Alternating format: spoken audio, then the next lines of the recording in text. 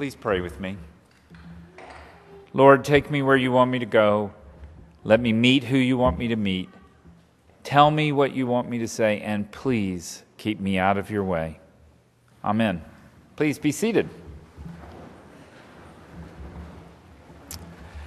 The season of the parables is almost done. They always come during the year, no matter which cycle we're in.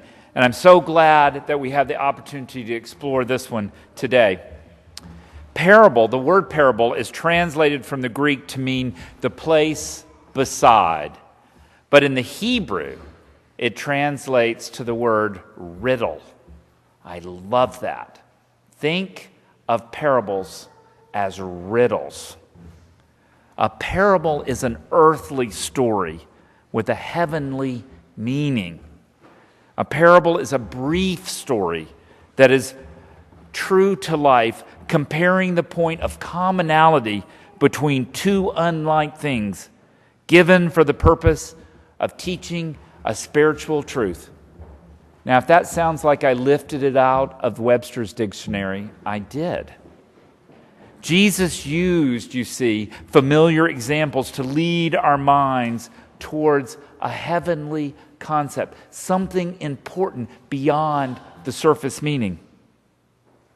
Jesus' parables are often seemingly simple and memorable stories, often with familiar imagery from his day, and they all convey messages. Scholars have commended that although these parables seem simple on the surface, they rarely are. The messages they convey are deep, and they are central to Jesus' teachings. Many of Jesus' parables refer to simple, everyday things, as I mentioned, such as a woman baking bread in the parable of the leaven, a man knocking on a neighbor's door late at night, the parable of the friend at night, or the aftermath of a roadside mugging, the parable of the Good Samaritan. Yet they deal, each and every one, with major religious themes, such as the growth of the kingdom in the parable of the leaven, the importance of prayer in the parable of the friend at night, and the meaning of love for our neighbor in the Good Samaritan. In Western civilization, these parables formed the prototype for the term parable, and in the modern age, even among the unchurched, and indeed members of different faiths, parables are so familiar they have become part of our national and worldly lexicon. They're some of the best known stories of Jesus found anywhere. But one of the most important things for me to remember when we read a parable is to be careful. Yes, careful. We must be careful not to say that there is one spiritual truth in each parable. You see, depending on where you are in life and your own spiritual journey, the truth you find in a parable could change over time. When reading or hearing a parable anew, we must ask, what does this parable tell me today about God? Now, chapter 16 in Luke is all about money.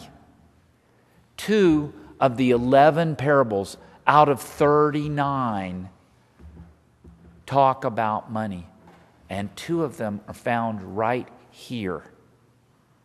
There is some debate about 39 being the number of parables of Jesus, but I'm going to go with that number and say that Jesus used that as his number one teaching mechanism, and that's why we have so many such stories. Now, if the discussion of money is difficult and uncomfortable to hear, let me tell you that priests hate to talk about it even more. None of us want to climb into the pulpit and make anybody squirm about their money. It's a tough topic, but Jesus left me no room to avoid it here. He presents these parables and calls us to examine them and where we are in our lives right now, today. Let's dive into this one about this rich man. First, it tells us that he's wearing fine linen and purple. Why do they do that? Well, purple was by far the most expensive dye in Jesus' time.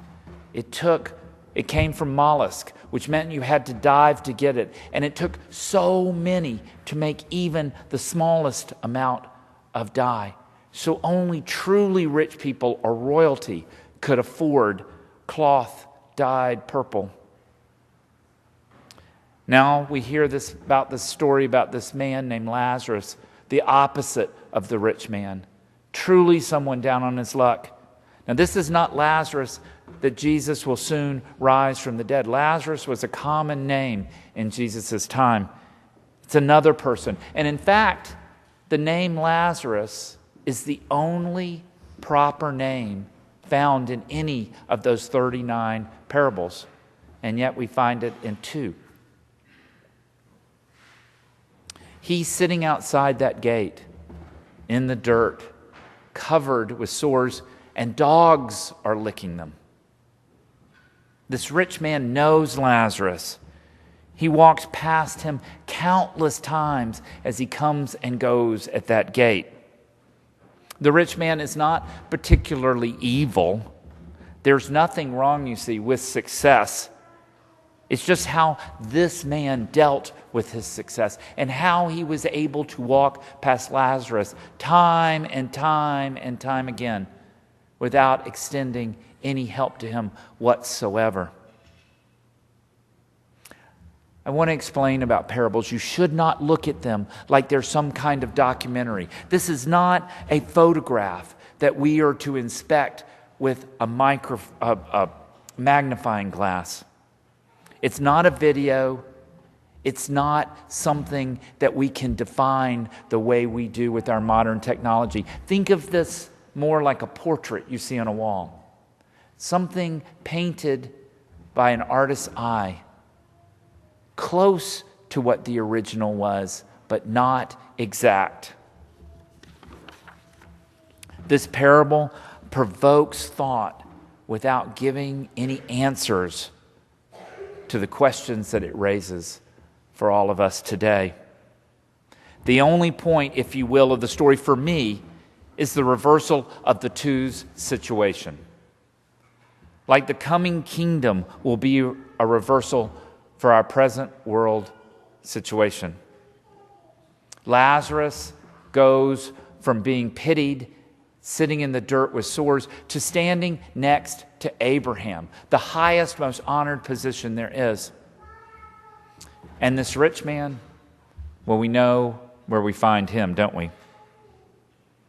But for me today, the general message as I read this parable is how one uses one's earthly resources. How terribly important that is. The successful man, you see, was not a wise steward of all that God had entrusted him to. His wealth was only for himself. In his treatment of Lazarus, we see how little he thought of those around him, even those in desperate need. I wanted to end with one of my favorite scriptures of all time. In fact, the one that probably pushed me into the priesthood. It was the final straw when I read it anew one time, and I said, "Why are you waiting?" It's also found here in Luke, and I believe it sums up what this rich man was missing and what our charge to remember is. It's found in Luke chapter 12, verse 48. For everyone to whom much is given, from him much will be required. And to whom much has been committed, of him they will ask for more. Folks, look around your world. Look around locally. Look around nationally. and look around globally. Where do you see your Lazarus? Amen.